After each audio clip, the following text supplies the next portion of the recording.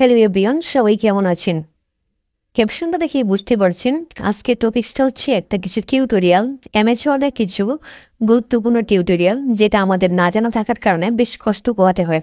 MS ওয়ার্ডে কোনো file যদি আমরা ভুলে সেভ না করি বা ডিলিট করে দেয়, সেটা কিভাবে সহজে রিকভার করতে পারবো। আমি এখন এমএস ওয়ার্ডে নতুন একটা পেজ নিলাম। এই পেজ নিয়ে আমি এখানে কিছু লিখলাম বা কিছু টাইপ করলাম, ধরেন এই লেখাটা লিখলাম। এরপর হঠাৎ করে বিদ্যুৎ চলে যেতে পারে, অথবা আমি আনকনসিয়াসলি এটাকে সেভ করলাম, আর যখন এখানে ডায়লগ বক্সটা আসলো আমি এটাকে ডন সেভ দিলাম।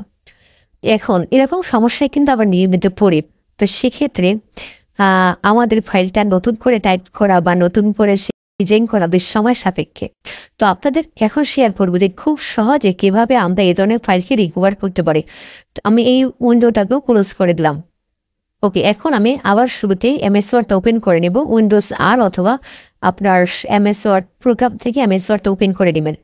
ওকে, এমএস ওয়ার্ড ওপেন করার পর এখানে ব্ল্যাঙ্ক ডকুমেন্ট, আমি নতুন একটা ডকুমেন্ট নিয়ে নিলাম। এরপরে একদম কোনায় দেখেন ফাইল থেকে এখান থেকে যাব ইনফোতে ক্লিক করব। ইনফোতে ক্লিক করার পর এখানে ম্যানেজ ডকুমেন্ট, এটা ক্লিক করব। ম্যানেজ ডকুমেন্ট থেকে দুটো অপশন আছে, একটা হচ্ছে রিকভার আনসেভ ডকুমেন্ট, আর একটা save delete all unsave document. মানে এটা হচ্ছে রিকভার আনসেভ ডকুমেন্ট, মানে যে ডকুমেন্ট আমি সেভ করিনি সেটাকে রিকভার করব। আর ডিলিট অল আনসেভ ডকুমেন্ট হচ্ছে আমি যে ডকুমেন্টগুলো ডিলিট করে দিয়েছি আনসেভ, সেগুলো রিকভার করব। ওকে, আমি এখানে ক্লিক করলাম।